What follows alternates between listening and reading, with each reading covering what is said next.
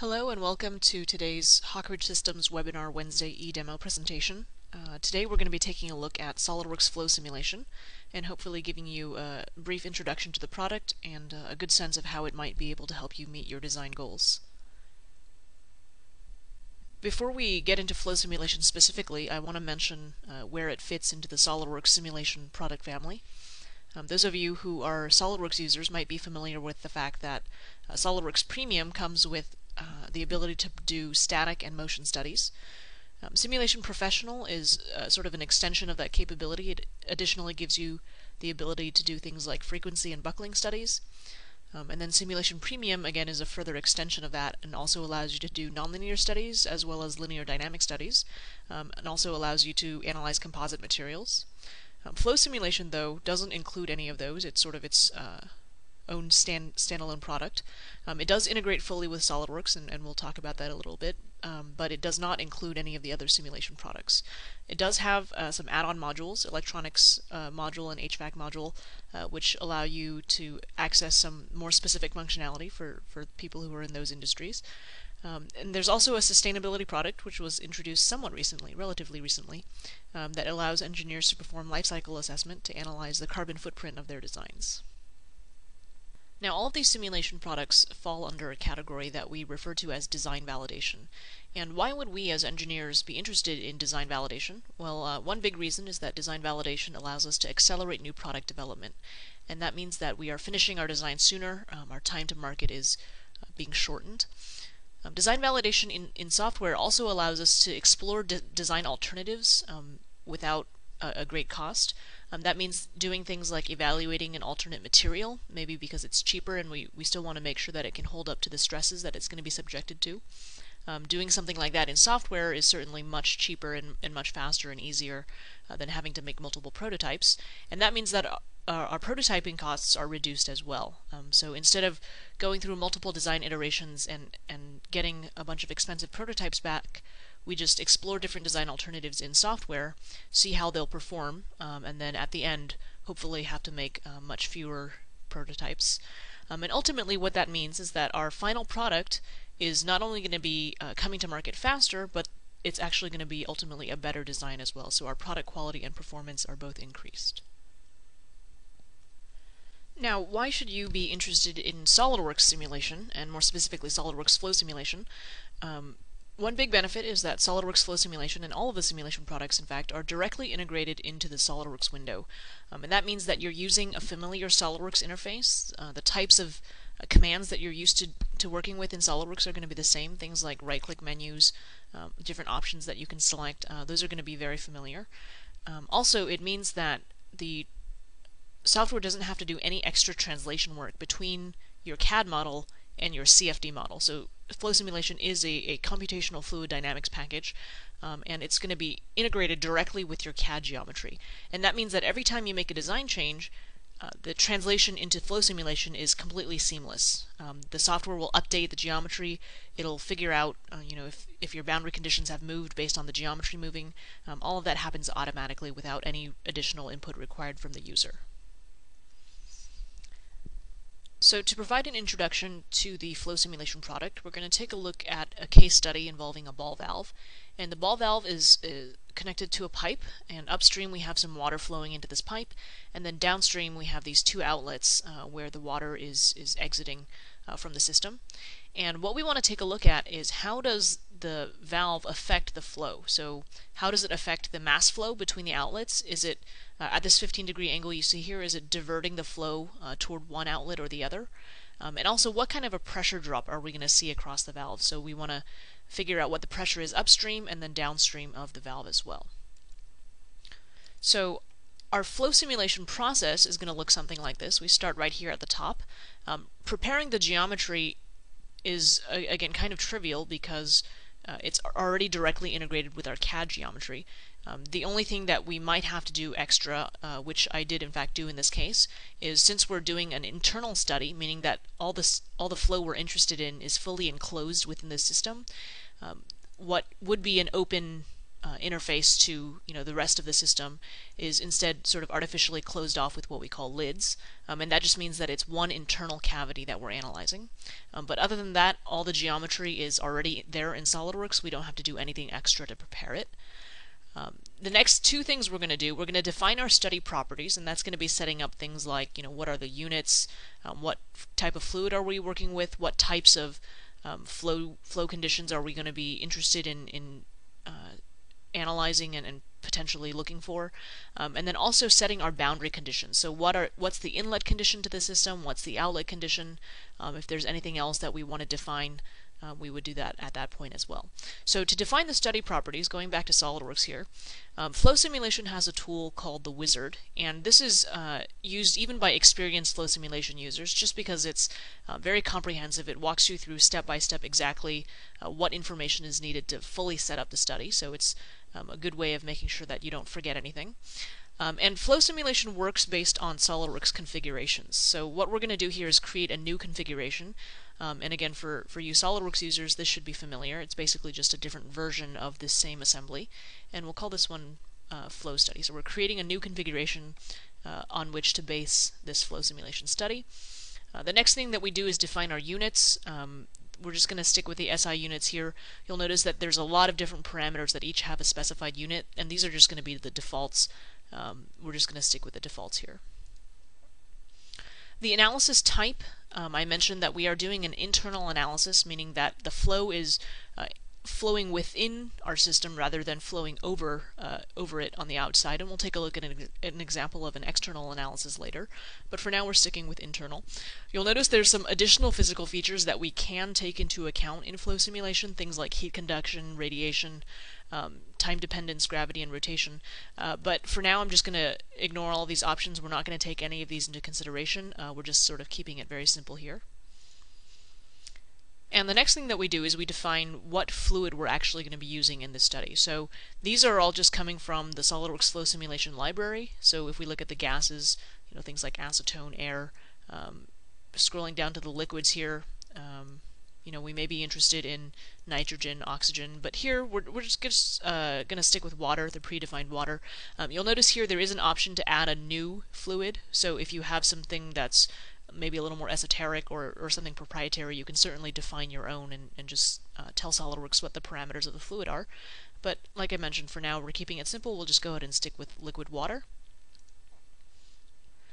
We're not concerned about heat transfer in this one, so the wall condition is going to be adiabatic. There's no heat transfer between the solid and the fluid, and the roughness of the wall we'll just leave at 0 micrometers as well for the sake of simplicity.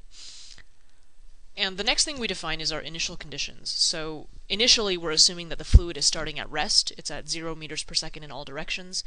Pressure and temperature we're just going to leave at the defaults as well.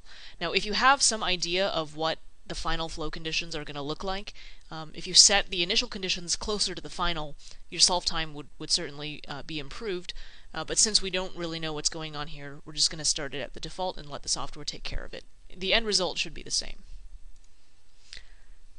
And the last thing we're going to do here is set the result resolution, and the result resolution controls both the mesh density and the convergence criteria. So the mesh density refers to how SOLIDWORKS discretizes our physical model space. It basically takes our volume and breaks it down into a bunch of little volumes, and it analyzes each one as sort of a discrete unit, and together, they sort of span the length of the geometry. And so if we slide this slider all the way down to 1 over here, it's going to mesh the model with a much coarser mesh, which means that it has less to analyze, and so our solve time will be better, it'll be faster, but our results may not be as accurate.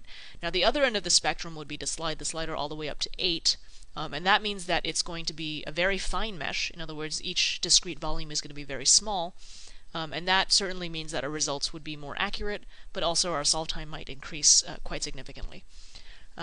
So typically for engineering problems, we keep the slider somewhere between 3 and 6. If you really need accurate results, you're doing an academic study of some kind, you may slide it all the way up to 7 or 8. Of course, it's just a trade-off between your solve time and your result accuracy. Sliding it down to 1 or 2 would generally mean that we're doing some kind of a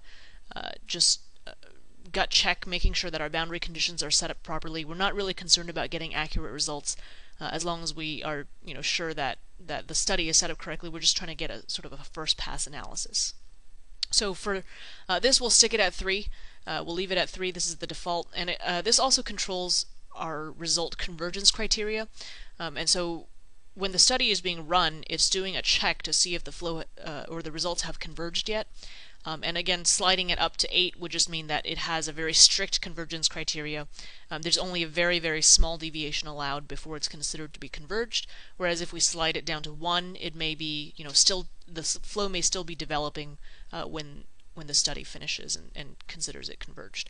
So we'll just leave it at 3 and we'll click Finish, and that is the setup of our study. So once we finish setting up the study, what you'll see is that we get this flow analysis tree over here on the left side, and we also get this transparent volume that pops up, and this is what we refer to as our computational domain, and that's just the boundary of the region that the flow simulation study is going to analyze. So it's not going to be concerned with anything outside of that. Usually it's just fully encompassing our geometry, and that's fine, at least for an internal study.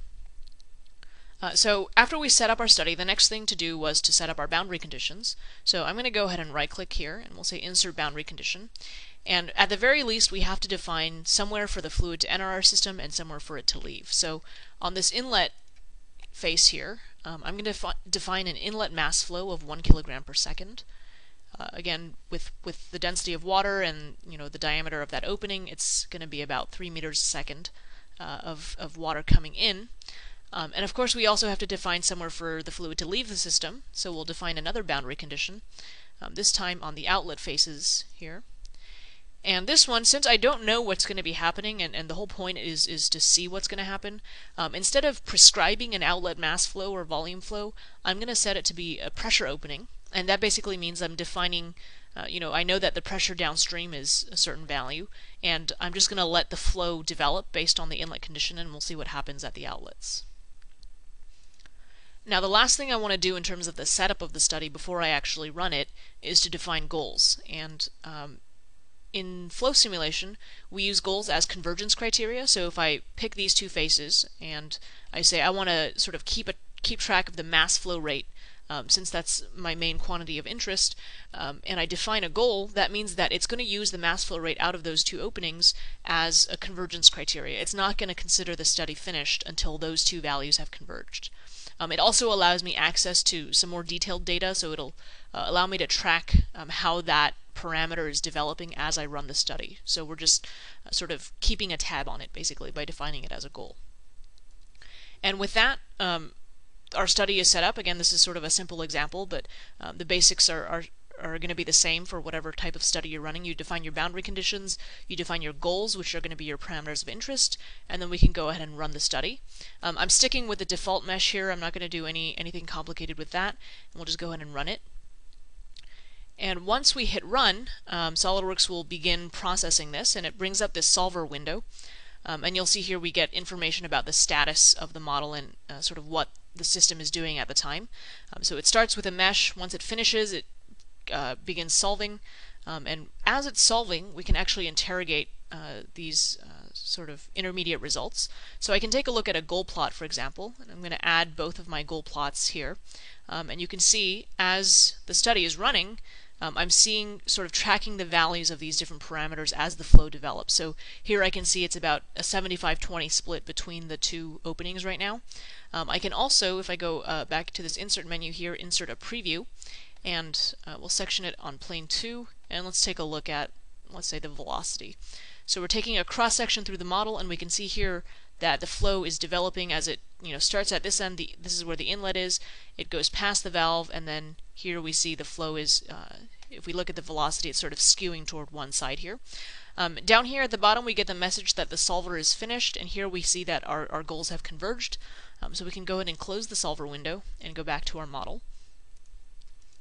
And so once our study has finished, we have access to the results. We can interrogate the results. This is what we call post-processing. So going back to this flowchart here, we set the boundary conditions, we run the study, that's just the click of a button.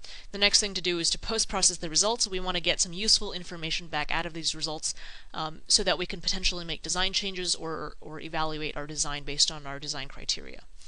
So there's sort of a few major ways that we post-process results. One way is what we call a cut plot, and this is very similar to our preview window. It just allows us to take a slice through the model and define some parameter to map on that cross-section. So let's take a velocity plot, and we're going to map it through that horizontal plane, cutting right through the middle of the model. And we can also hide the model geometry. This is often useful, especially in enclosed systems. And here we see something that's very similar to that preview plot that we were looking at. We see, as expected, the flow comes in at about 3 meters per second. It accelerates, speeds up going through the valve because it's a flow restriction, and then once it gets past there, it sort of disperses back down to 1 meter per second or so. So here again we can see that the higher velocity is being diverted toward this upper outlet here, and the lower one here is seeing less flow. We can also switch this to, let's say, a pressure cut plot, and again, as expected, we see a higher pressure at the inlet. Once it goes past this valve, we do see a pressure drop. Now, if we're interested in more specific values at particular locations, we can do what we call probing the result, and we turn on the probe tool and just click on a location. It'll report the pressure for that particular location. So if I was interested in the pressure drop, I might take the value from before the flow enters the valve, and then come down here to the outlet and compare these two values and see what the difference is. We can also add additional parameters to this. So I may say I'm interested in seeing the velocity readout here as well, so that I can compare those sort of at the same time. Maybe take a screenshot and put this into a report or something. But the plot here we can also change on the fly very easily. Just set it to instead velocity. We can see the difference in the results. Now the other way, or one of the other ways that we can interrogate our results is using what we call a surface plot. So let me go ahead and hide the cut plot there, and we'll show the geometry again. And the surface plot is going to take any solid surface in the model and report back some value of some parameter on that surface. So I'm going to say use all faces. That's going to use all the interior faces of this pipe, basically. And if we plot the velocity contours, or the velocity values on the surface, we would expect it to be 0, right? And here we see that is in fact the case, because the velocity at any fluid wall interface is of course going to be 0. So that's not necessarily a very useful result. So instead we can go down to our options here, and we'll do a slight offset. And once we offset slightly from the face, instead what we're seeing is the values just outside of the wall, so or just offset from the wall, so in our boundary layer here. We could also plot, instead of velocity, maybe taking a look at pressure might be a little bit more interesting. Here again we see the higher pressure at the beginning where the inlet is, dropping across the valve and then sort of stabilizing as it heads toward the outlets. And we can also take a look at a flow trajectory plot. So the flow trajectories is sort of like a particle tracking. So if we say we want a flow trajectory study coming from this face, let's bump this up to 50 pipes. We'll say OK. It's going to track the progress of a fluid particle as it leaves that inlet face and heads toward the outlet. And this will allow us not only to see the path that the particle is taking, but here you can also see the uneven distribution of mass coming from these two outlets. So again, up in the higher one here we have more of the flow being diverted toward that one, less of the flow being diverted toward this other outlet here. Again, maybe hiding the model geometry will make that a little bit easier to see. We also have what are called goal plots, and again these are just using the goals that we've already defined. If I insert a goal plot here, I have access to that same information that we saw while the study was being run. In that goal plot window, we saw how the flow was developing, saw how these parameters were changing, and then what values they actually finally stabilize at. So there's definitely a lot of information that's coming out of these results. It just really depends on what you're interested in and also how you want to visualize it. So coming back to our process flow chart here, what we just finished doing was post-processing the results. And based on those results, we may want to make a design change. For example, the 25%, 75% split between the mass flow rates and the outlets may be a little bit too extreme, so I would potentially maybe say lengthen the pipe to allow the effects of the valve to settle down, to allow the mass flow to split a little bit more evenly going to the outlets. So the next step would be to go back to the CAD geometry to make the design change. And the nice thing about flow simulation and the fact that it's integrated with SOLIDWORKS is that I don't have to go through this process of defining the properties and setting up the boundary conditions again. Instead, what we'll do is what we call cloning the project. It's basically duplicating it. And that allows us to skip all of these extra steps and skip straight back to running the study. So again, going back to SOLIDWORKS here, let me go ahead and clone this project. And we're again creating a new configuration of the model here, and we'll call this one Design Changes. And the big difference in this one is just going to be the length of the pipe, so I'm going to set this to be another configuration that I have set up that's going to be a longer version of this. I have to reset my computational domain, so it's going to take this additional geometry into account, but notice that all happens automatically. I don't have to go in and define it. I don't have to say, hey, I increased the length by this much, so the computational domain needs to increase by that much. It just does it for me automatically. It figures it out. The other thing is, if you take a look at the flow simulation tree here, my boundary conditions and my goals haven't changed at all, right? The faces that they were defined on are still there. They haven't changed, and so flow simulation has no problem picking up on that geometry change. So it really is as simple as just clicking run again once I've made those changes that I want. And again, the solver window is going to come up and it's going to show me actually even those same plots. Once the meshing finishes, it's going to bring up the preview plot, the goal plot, because those were defined in the previous study, and the cloning is really an exact duplication of all the different settings in that previous study. So again, sort of a reminder of our previous results. What we saw was that the mass flow in the upper one, which is indicated by mass flow rate 1, was about 0.75 kilograms per second, or about 75% of the outlet mass flow. Of course, they have to sum to 1 kilogram per second because that's my input. And taking a look at the preview window here, you can sort of see the flow developing in this case, right? So our initial conditions, if you remember, were set at 0 meters per second everywhere. And so once that inlet mass flow starts, the flow is sort of being pushed down the pipe, and we can see how it develops. Again, looking at the goal plot here, we can get a sense of when these things start to converge, when they stop changing as sharply and they sort of start to level out. Then we know that the flow is sort of reaching a stable point. Now, the solve time in flow simulation is certainly going to depend on your hardware. If you were to run this exact same study on your computer, you'd probably get a different solve time. The results, of course, hopefully would be the same, but the solve time can certainly depend on your CPU, the CPU speed. In some cases, simulation can be limited by RAM, so you want to make sure you have adequate RAM. These days, SOLIDWORKS, I think their minimum system requirement is still at about 1 gigabyte of RAM, but we definitely recommend 4 to 6, if not 8, depending on what you're doing. Heavy simulation usage will certainly require a more robust hardware.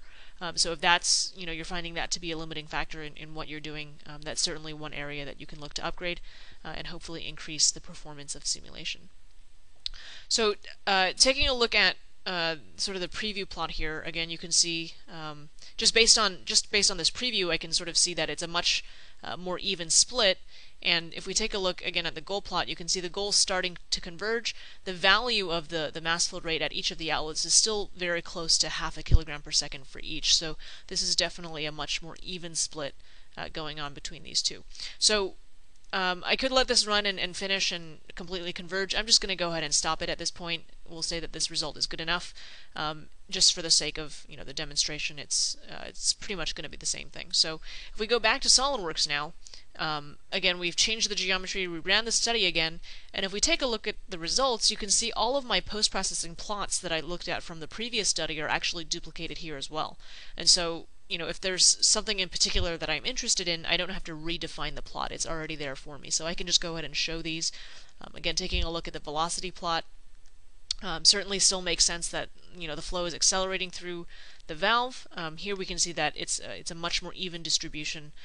Certainly it'll skew toward one side, but in this case only slightly. Same thing, surface plots, flow trajectories. This one is probably a little bit more interesting, so let's go ahead and show this one. And we'll show the model geometry as well. And here we can see the distribution of these flow trajectories is reflecting the fact that the mass distribution between these two outlets is very even. So just to summarize what we've done so far, we started with the initial model.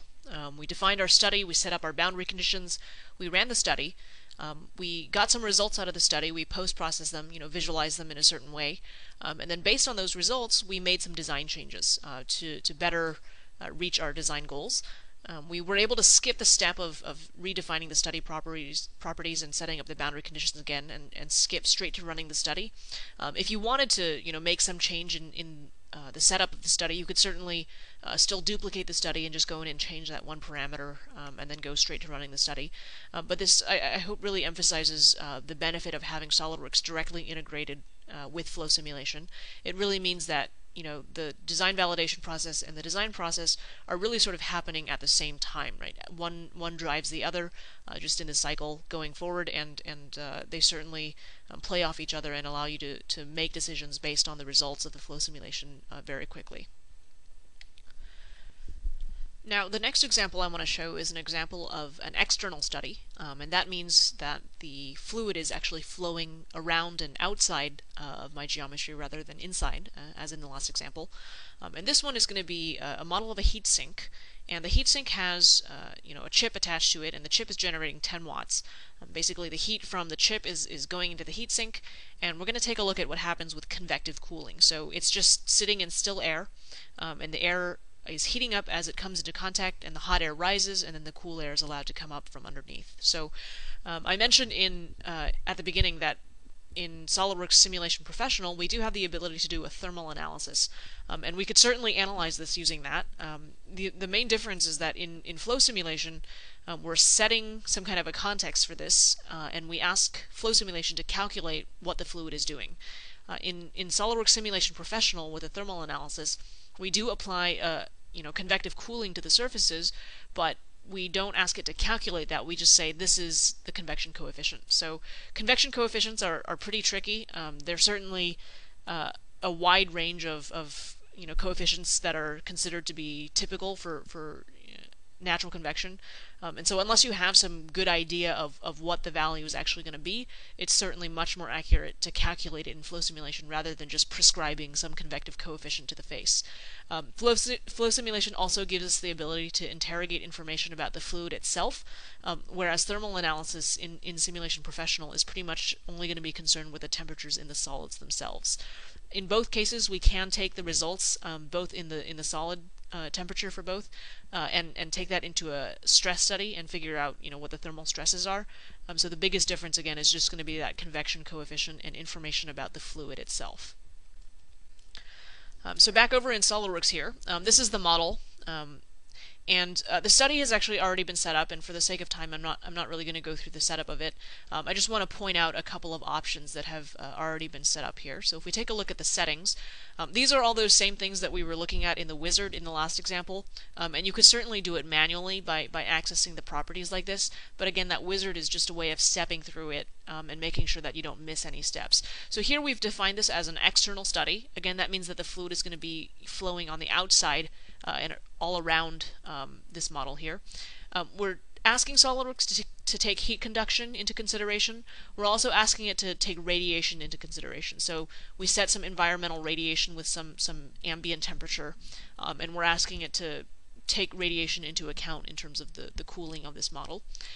We also do have to define gravity. That's very important, especially in natural convection, because all the motion of the fluid is dependent on the temperature difference and the fact that the warmer air is going to go in the direction opposite of gravity. So here we see the gravity is defined as minus 9.81 meters per second squared in the minus z direction. So if we look at the coordinate system, from our perspective, it's sort of pointing in the downward direction. We're using air here as the fluid, and then we also define our solid. So down here you can see the default solid is going to be 6061 aluminum. Our wall conditions and our initial and ambient conditions haven't changed from the previous study. So the heatsink itself is made out of aluminum, but we also define some solid materials for the other components. So we have the silicon is the chip itself, and then it's bonded to the heatsink with this copper material for the thermal conductivity. We also define heat sources, so we have heat generation rates. There's 5 watts on one side and then 5 watts on the other, so we're taking a total of 10 watts and basically dumping it from the chip into this heatsink here. And for our goals, we're analyzing the average static pressure, and this is for the entire system. So when our flow converges, that means it's reached a steady state. We would expect the pressure values to have converged as well. And we're also interested in tracking the temperature of the solid. So we just defined another goal for that. Again, I'm not going to run the study. It's already been run for the sake of time, and also because it's the same thing. You just watch the solver window. But we certainly want to take a look at some of these results. So if we take a look at the cut plot here, you can see actually based on the size of this cut plot that my computational domain is quite large. So if I actually show this, in the example with the internal analysis, the computational domain pretty much exactly encompassed the solid geometry. In this case, we define the computational domain as being as far away from the model as we're interested in. So here, I want to make sure that it's large enough that I can see, the interesting results. I wouldn't want to crop it right close to the model, but how far away is certainly up to me.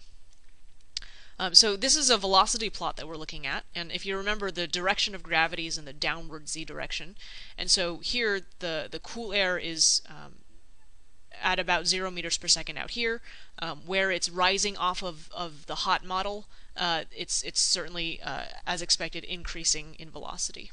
So we'll go ahead and hide that. If we show the surface plot here, the surface plot is a distribution of temperature. At least it's set here to be temperature. We could certainly switch it to something else. But here you can see the temperature of the solid is about 220, 230. That's degrees Fahrenheit. And let me actually go ahead and show this cut plot here.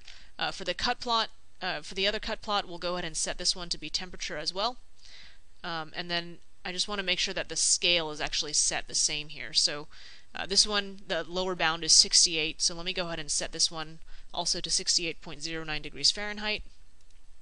And that way we can see, since they're at the same color scale now, the temperature of the model is certainly much higher than the surrounding fluid. So the air sort of comes around the model, it heats up, it rises, and then as it rises, it's cooling back toward the ambient value there. We also have our flow trajectory plot, just like in the last one. If we take a look at this one again is going to show the cool air coming, approaching the model, and then as it heats up, it rises and then goes off toward the ambient here. So this is looks a little bit different than the last flow trajectory plot, just a different setting, different way of visualizing it using arrows rather than just those pipes. So in an external analysis, we set our computational domain to extend beyond the model. The other big thing that we're doing here that's important is the fact that we're doing a thermal study. So flow simulation sort of extends the capability of the thermal studies in SOLIDWORKS Simulation Professional, allows you to more accurately calculate convection as well as taking radiation into account. It's a little bit more accurate that way.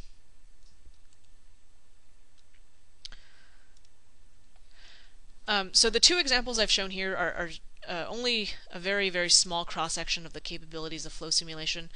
There are a lot of different types of phenomena that we can take into account, a lot of different geometries that we can set up.